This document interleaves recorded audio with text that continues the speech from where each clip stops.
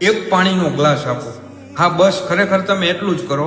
આ માણસાઈનો એક પાણીનો ગ્લાસ છે ને તમારી આજુબાજુમાં ક્યાંય પણ કન્સ્ટ્રક્શન સાઇટ તમને ચાલતી દેખાય છે તો મિત્રો ખરેખર એકવાર ત્યાં કામ કરતા મજૂરોને તમે ધ્યાનથી જોજો, ઓબ્ઝર્વ કરજો। કોઈ ગરમીમાં, કોઈ ચોમાસામાં, કોઈ શિયાળાની ઠંડીમાં એ લોકો કલાકો સુધી મહેનત કરે છે। હવે કદાચ એમાંથી કોઈ વ્યક્તિ છે એ તમારું ઘર બનાવી રહ્યા છે, કદાચ એમાંથી કોઈ વ્યક્તિ તમારા સપનાની ઓફિસ બનાવી રહ્યા છે, તો કદાચ કોઈ પોતાના પરિવારનું સપનું પણ પૂરું કરવા માટે આટલી તનતોડ મહેનત કરી રહ્યા હોય છે।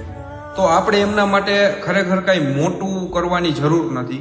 માત્ર ખાલી એક પાણીનો ગ્લાસ આપણે એને આગ્રહ કરી અને આપી શકીએ કે ભાઈ બપોરે ગરમી છે તો ઠંડુ પાણી આપ્યું, ચા પાણી નાસ્તો આપવાની તક મળે છે તો આપણે એ પણ આપી શકીએ છીએ। કોઈ વૃદ્ધ મજૂર તમને દેખાય છે તો 2 મિનિટ એની સાથે વાત કરશો ને તો એનું મન પણ હળવું થશે। તમને કોઈ ભારે સામાન ઉઠાવતું દેખાય છે અને એમાં એને મુશ્કેલી દેખાતી જણાય છે તો શક્ય હોય તો ત્યાં પણ તમે મદદ માટે હાથ લાંબો કરી શકો છો। અને સૌથી મહત્વનું કે એમને માત્ર મજૂર નહીં પરંતુ એક માણસ તરીકે જોઈ શકીએ, કારણ કે આપણે ઘણીવાર છે ને ઈંટો, સિમેન્ટ અને સ્ટ્રક્ચર જ જોતા હોય છે જે બહાર દેખાય છે, પણ એ સ્ટ્રક્ચરની પાછળ રહેલી મહેનત છે એ જોવાનું ભૂલી જતા હોય છે। તો આગલી વખતે તમે ક્યારેય પણ આજુબાજુમાં કે ક્યાંય પણ સાઇટ તમને દેખાય ને તો ત્યાં માત્ર ફોટો કે વિડીયો બનાવતા પહેલા એક ગ્લાસ ખરેખર ત્યાં જે કામ કરે છે મજૂરો, કારીગરો એને પાણીનું આપો।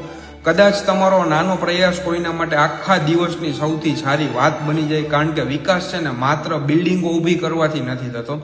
વિકાસ ત્યારે થાય છે જ્યારે માણસાઈ પણ સાથે ઊભી થાય। અને મિત્રો આ બાબત છે ને ઇન્ડોરમાં પણ ઘણા બધા કારીગરો કામ કરતા હોય, ફાયર સેફટી છે, પીઓપી છે, ઇન્ટિરિયર ફર્નિચર અથવા કોઈ પણ, અથવા તો આઉટડોર, બધા કારીગરો અને મજૂરો માટે લાગુ પડે છે। તમારો આ બાબતનો મંતવ્ય શું છે? કોમેન્ટ સેક્શનમાં જણાવો।